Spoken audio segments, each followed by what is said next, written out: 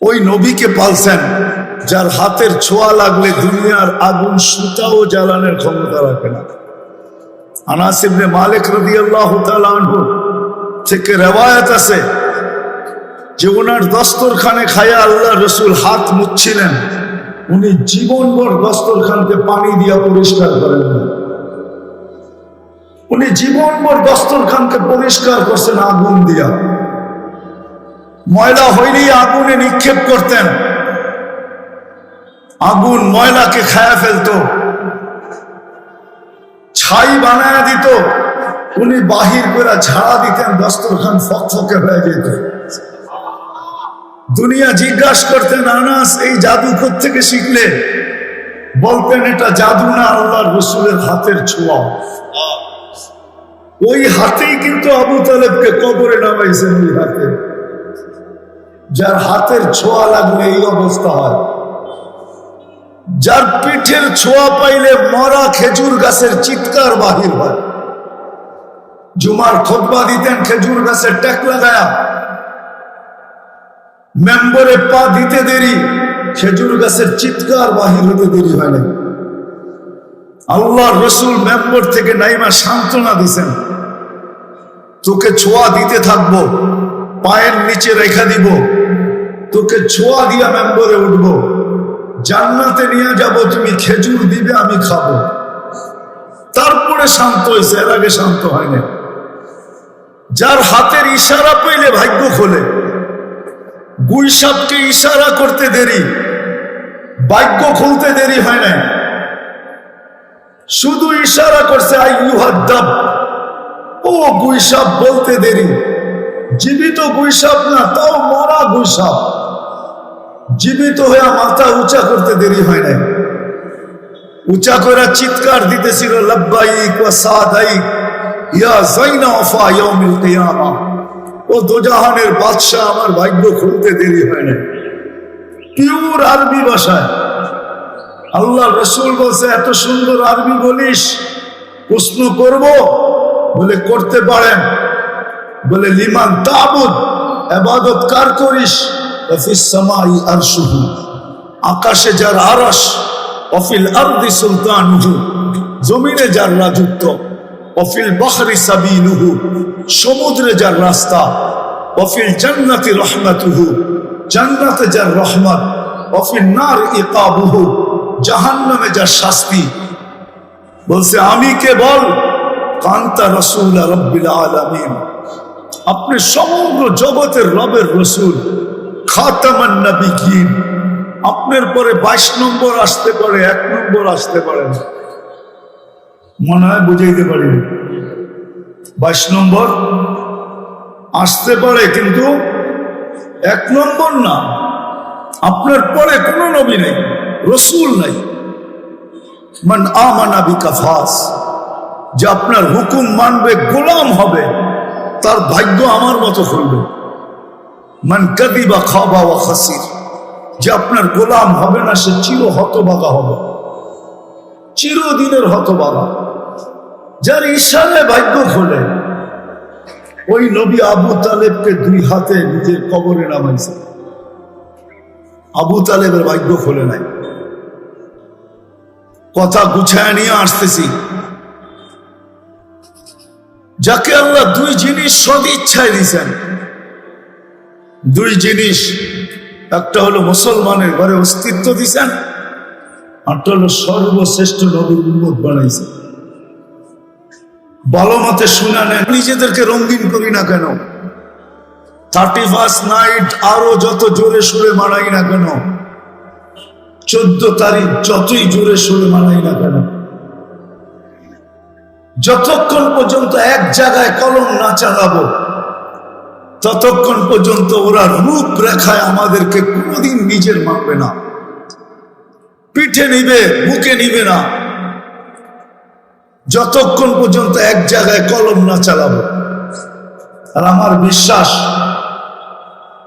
মুসলমান আল্লাহর বিরুদ্ধে বলতে পারে, নামাজ নাও পড়তে পারে, রোজা নাও রাখতে পারে, জীবনে হজ নাও করতে পারে, নাস্তিকতার পরিচয় দিতে পারে, কিন্তু আমার বিশ্বাস এক জায়গায় যায় সে নিজের কাছে পরাজিত হয়। যখন ধর্ম লেখার সুযোগ আসে কোথাও যে তোমার ধর্ম কি, তখনও সে ওইখানে লুকায় লুকায় মুসলমান লেখা আসে। আমার বিশ্বাস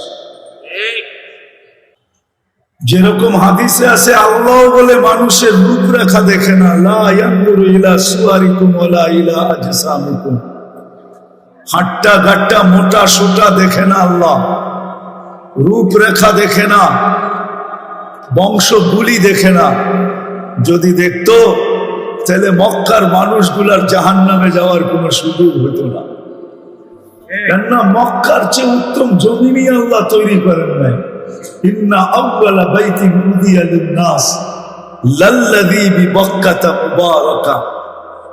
যেই মক্কা মুবারক, মান দাখালাহু কানা আমিনা মাসাবাতান লিন-নাসি ওয়া আমনা।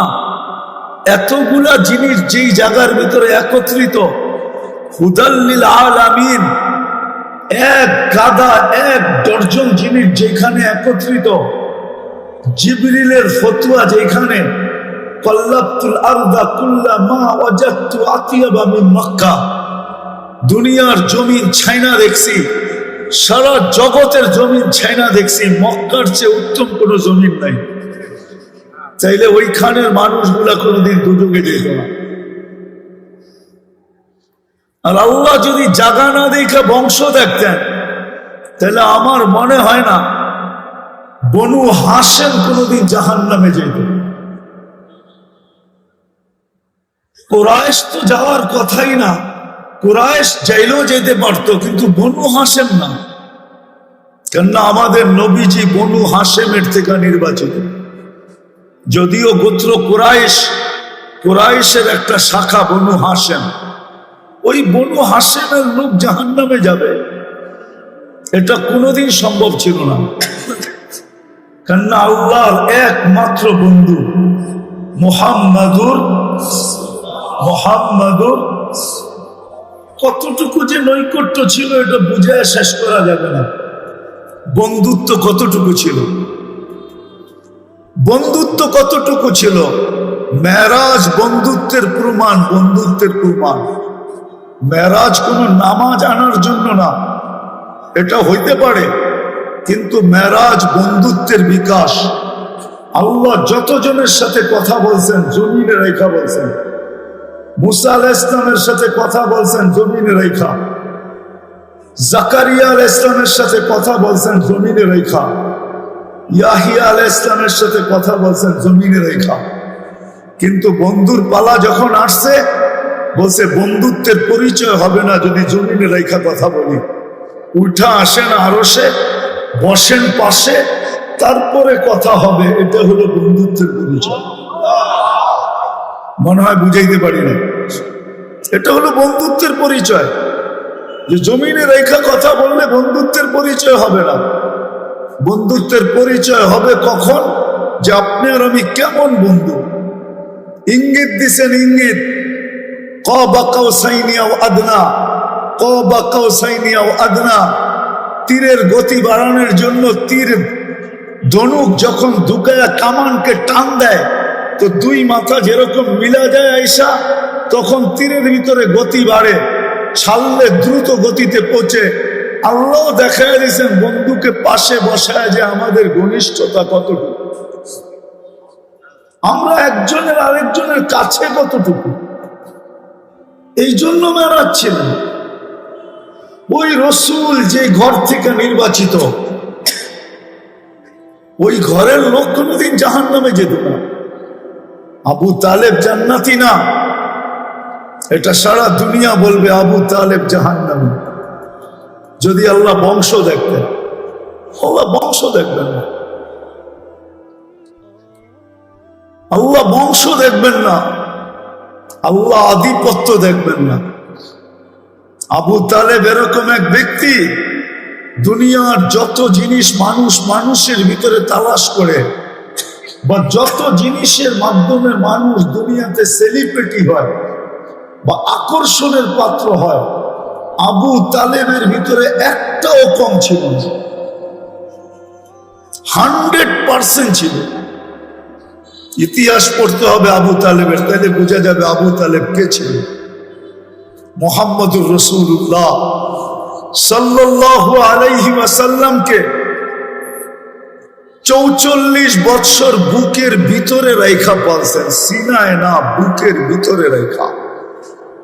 আমার মনে হয় আবু তালেব হাতটাকে এক পাশে সরায় দিয়া, কলিজাটাকে এক পাশে সরায় দিয়া, যেই জায়গা হয়েছে ওইখানে মুহাম্মদুর রাসূলুল্লাহকে রাইখা 44 বৎসর পালছেন, টানা 44 বৎসর।